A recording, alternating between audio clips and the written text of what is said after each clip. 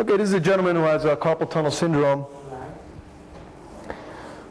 Basically, the procedure involves simply the administration of a small amount of local anesthetic, just in the level of wrist, and the anesthesiologist gives some sedation.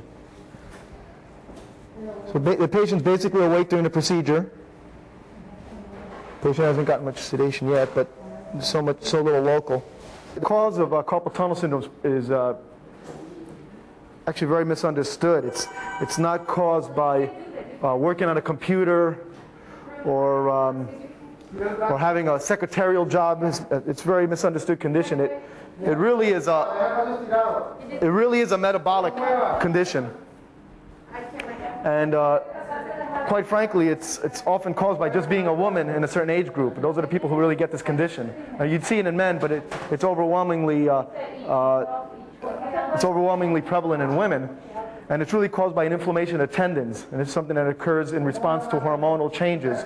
That's why women often around menopause, but even 10, 15 years before it, begin to demonstrate this.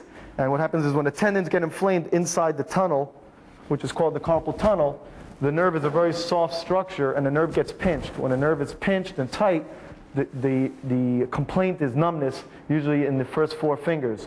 And it gets worse at night because the hormone levels are higher at night, and also the position of the hand at the side causes the hand to swell more.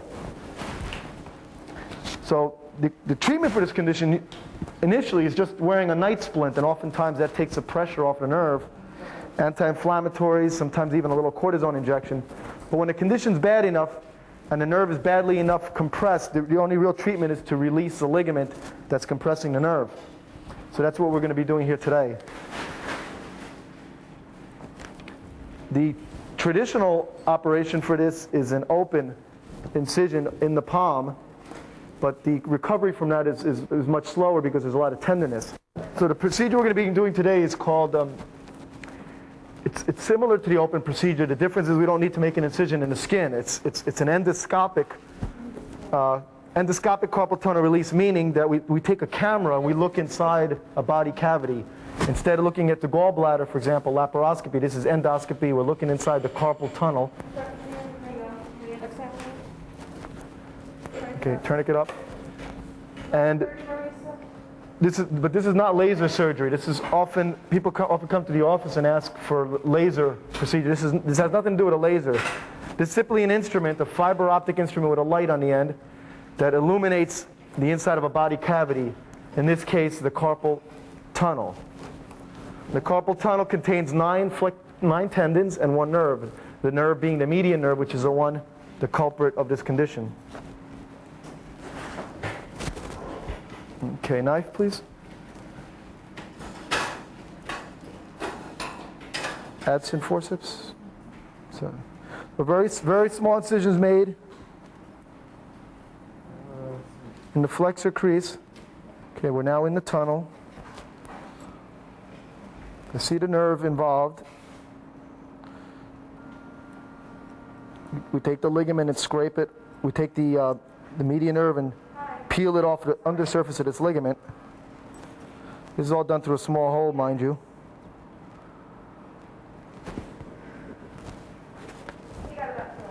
Aguanta ahí. Levanta. Yeah. Levanta. You're welcome. Sorry about that. Okay. Now this is the instrument with a retractable blade that will do the cutting for us.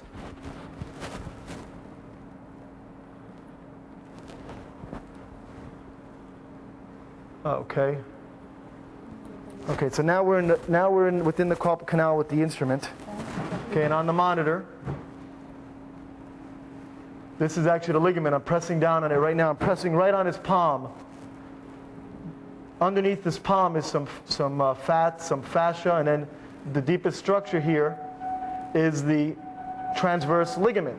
And this transverse carpal ligament is sort of the roof of the carpal tunnel. And here's the end of the ligament. Because some of the vascular structures are in this area. Now the blade comes out. And there's a ligament. You see the cut edge of the ligament right there. I just cut it. Cutting some more of it. You see some of the muscles there. deep within the palm. That's what gives you a little bit of the soreness post-operatively, but it goes away usually in a fairly short time.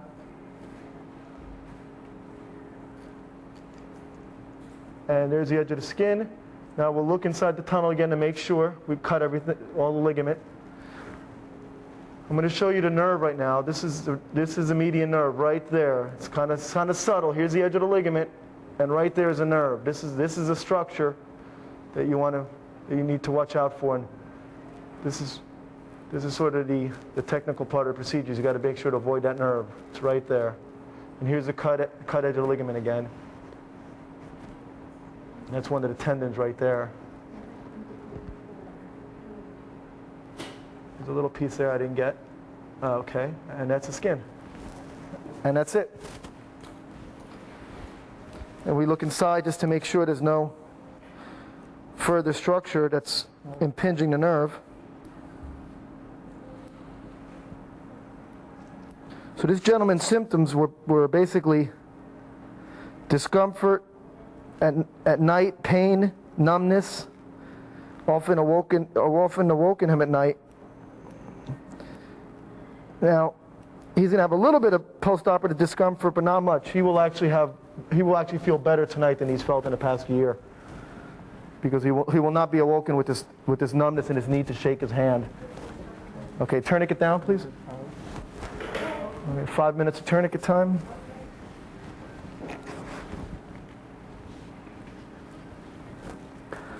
It's only the wound's only small enough to fit the end of this syringe.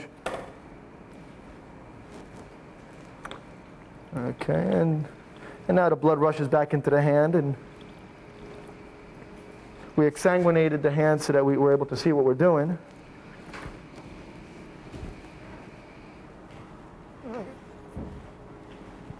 Thank you, Maria. Oh, the little pressure.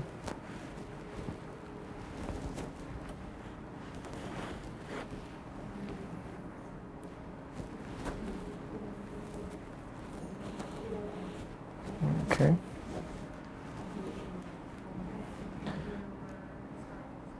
And we can usually close this wound with one simple stitch. The wound is so small that on occasions we've tried not even closing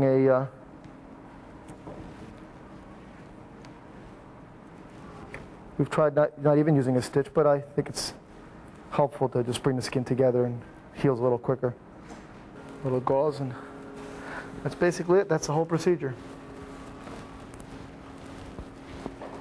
So this endoscopic technique was developed in the mid-'80s with a slightly different technique that was developed by a surgeon in Chicago and is now starting to catch on in different parts of the world. We're going to be starting to show surgeons how to do this in South America, as there's a few on the continent who are doing it, but it's still not very prevalent technique, and the results of it are really quite good, and people recover very quickly.